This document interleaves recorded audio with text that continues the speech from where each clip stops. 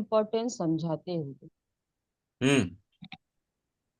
ठीक है सर। तो जी। सर जिनका सूर्य किसी भी तरीके से दिक्कत में है, दिक्कत में यानी मेलेफिक हो या कमजोर हो या ये के नीच का हो, तो आपने बताया कि कर्ण ने डूबते हुए सूरज की उपासना की। जी। ठीक। तो सर जिनका सूर्य दिक्कत में हो तो क्या उनको ऐसा करना चाहिए? जिनका सूर्य अगर अस्त अस्त है, जी सर। अस्त मतलब होता है नीचस्थ है। जी सर। यहाँ जैसे हम एस्ट्रोलॉजी में हम दो वर्ड यूज करते हैं, एक अस्त। अस्त मतलब जो जी। सूर्य के दीप्तांश के अंदर आता है, अच्छा। उसको, जी। उस ग्रह को हम बोलते हैं अस्त ग्रह। अच्छा। जी लेकिन सूर्य भी पश्चिम दिशा में जाके अस्त होते हैं। जैसे जी सर। कालपुरुष कुंडली में तुला राशि में वो अस्त होते जी। हैं, निचस्थ होते हैं। जी। निचस्थ जी मतलब सर। वो डूब गए हैं, उनका एनर्जी जी कम हो सर। गया। जी सर। अगर ऐसा कोई कालपुरुष कुंडली जैसा किसी का मिल जाए, मान लीजिए हम्म। कोई मेष लगन की कुंडली हो, हम्म। अगर वो व्यक्ति हम्म। अगर डूबता सूरज को अर्घ देता है रेगुलर, जी सर। और साथ में नेक्स्ट डे उगता सूरज के सूरज को अर्घ देता है रेगुलर, जी। तो मैम उसके लाइफ में कभी कोई दिक्कत नहीं रहेगा,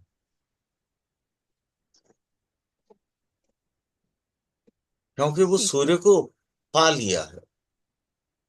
यूं कह सकते हैं आप, सूर्य को पा लिया है। और सूर्य आत्मा का कारक है, तो आत्मा अगर हम्म। बलिष्ठ हो जाते हैं हम्म। तो हर चीज बलिष्ठ हो गया है आपके।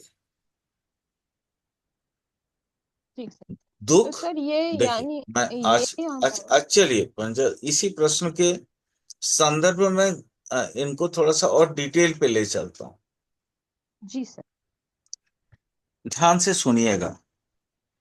जी। आ, इस तरह के प्रश्न कभी आते नहीं हैं, इसलिए जी। ऐसा उत्तर देने के कभी नौबत भी नहीं आया। लेकिन आज पहली बार आया तो मैं आपको बताता हूँ। सबसे पहले हम अपने आप को समझने की कोशिश करते हैं। मैम हमारे पास है क्या? 5 ज्ञानेंद्रिय हैं जी। और 5 स्पर्शेंद्रिय हैं। जी। ठीक है,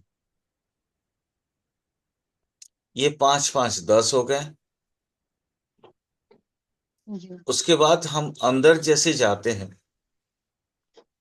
हम्म। तो ज्ञानंद, देखिए मैं ये ज्ञानेंद्रिय या स्पर्शेंद्रियों को मैं अलग अलग डिफाइन कर सकता हूँ, लेकिन जरूरत नहीं है, अभी मैं फिलहाल जरूरत महसूस नहीं कर रहा हूँ। ठीक ठीक सर। उसके बाद आता है, हाँ, 11th नंबर, वो होता है मन। ठीक। ठीक है,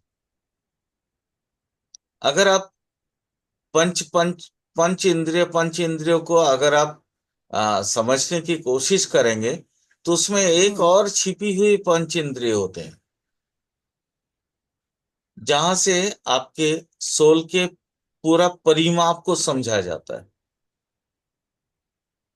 तो अच्छा। इंक्लूडिंग ऑल ये होते हैं 15। जी। लेकिन उतना आप 15 मत समझिए, आप 5 और अच्छा। 5 को 10 को समझिए। अच्छा।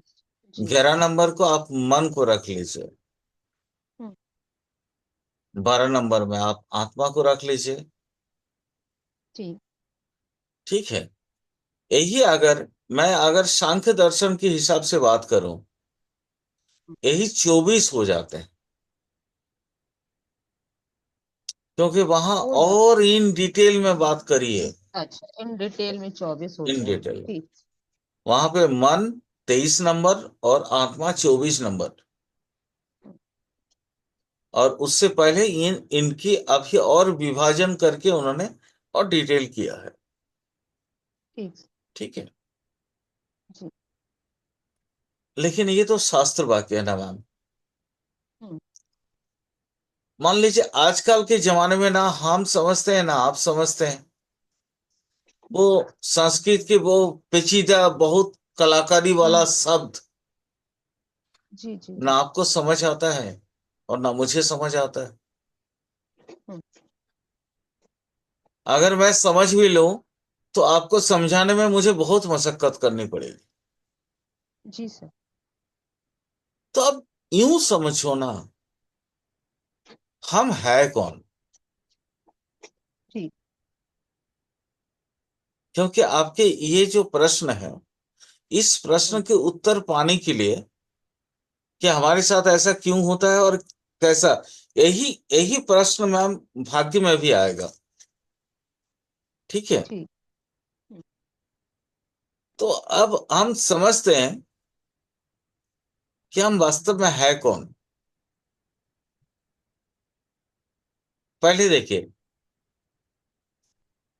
तीन बेसिक थ्योरीज आपके पास है जो एस्ट्रोलॉजिकली प्रूवन है। एक है हम्म। प्रारब्ध, हम्म। एक है क्रियोमान, जी और एक संचित कर्म जो आप जी लेके जा रहे हैं। जी। प्रारब्ध जो लेके आए हैं, क्रियमान। क्रियमान दो प्रकार के होते हैं, अदृढ़ और दृढ़। और एक संचित होगा जो आप लेके जाएंगे, 5, 9, 12। ठीक है मैम। जी। लेकिन 5, 9, 12 में मून कहाँ है? मून को तो हम देखे नहीं ना अभी तक। जी सर। तो मून को समझिए, क्योंकि आपके मनोदशा या मनोविकार या मन की क्रियाएं करता कौन है? करेगा कौन? उसका कर्ता धर्ता कौन है? मून है, चंद्रमा है। जी। जो चंद्रमा मनोदशा को बिल्कुल प्रकटित करते हैं। अब मान लीजिए चंद्रमा आगे लगन में, ध्यान से समझिएगा। जी। अब मैं कोई एग्जाम्पल नहीं ले रहा हूं, अगर आप लोग बोलेंगे तो मैं एग्जाम्पल लेके भी आपको दिखा सकता हूं। ठीक है। जी। मैं जस्ट यूं ही आपको बता रहा हूं, थ्योरेटिकली। बट अगर आप समझ जाए तो फिर मुझे प्रैक्टिकल करने की आवश्यकता नहीं होगी। सबसे पहला भाव कौन होता है? लगन।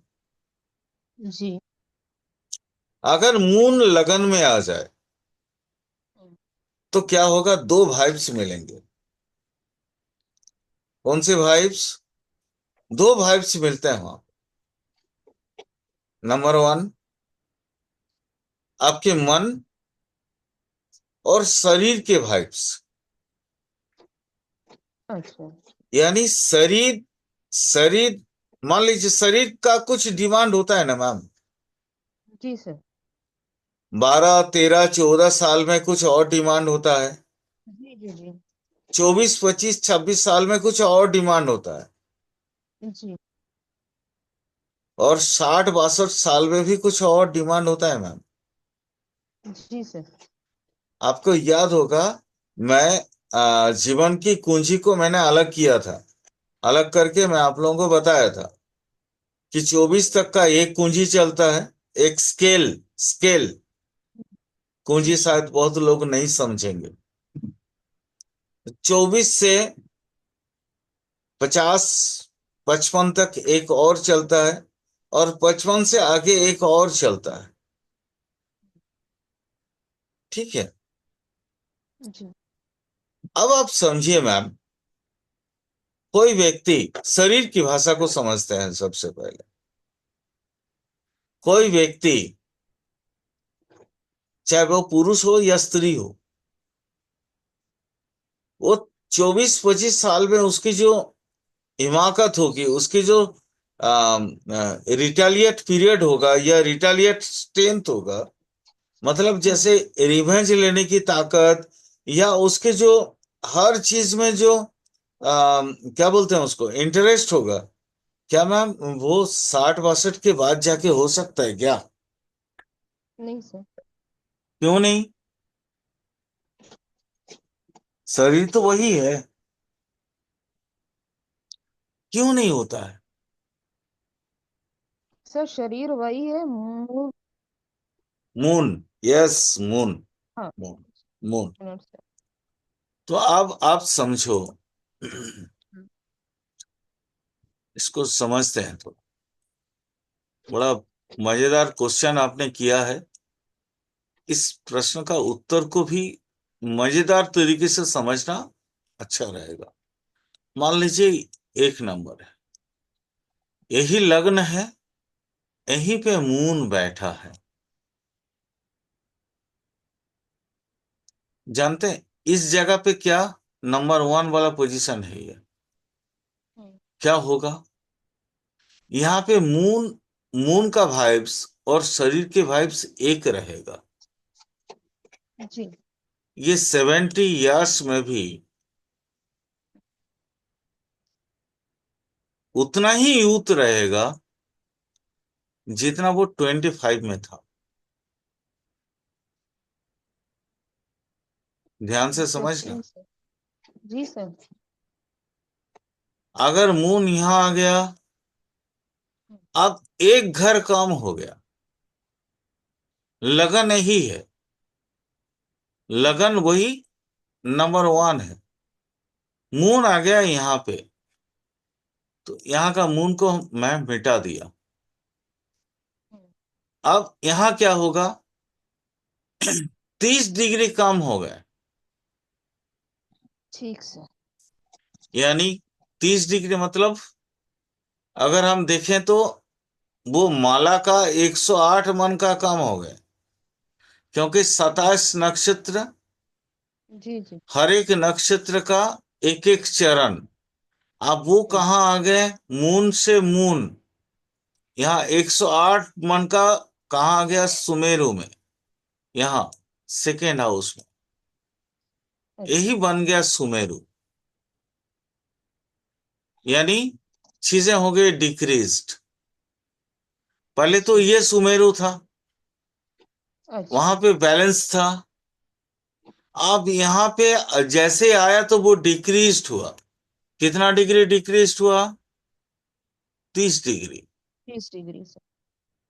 हम्म, 30 डिग्री, आप यूं समझ लो 120 साल, 12 भाव।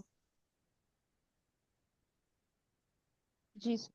तो आप यूं कह सकते हो ना, ये 12 साल कम हो गए। जी क्योंकि गुरु तो 12 साल में तो एक जगह पे एक बार कंप्लीट करता जी है ना। जी सर। यानी अगर ये 70 इयर्स तक सक्षम होते हैं हर चीज के लिए, तो ये हम्म। 2 नंबर में क्या होगा? 12 साल घटा दो आप। घटा। ठीक सर। यानी 12 साल घटाओगे तो कितना होगा? 58, हाँ जी। है ना? जी सर। यानी ये 58 के बाद ये बच्चा पैदा नहीं कर सकते हैं। ठीक सर। इनकी ये हर एक एंटरटेनिंग लगन, कम हो जाएगी। हाँ, लीनिंग कम हो जाएगी, यस।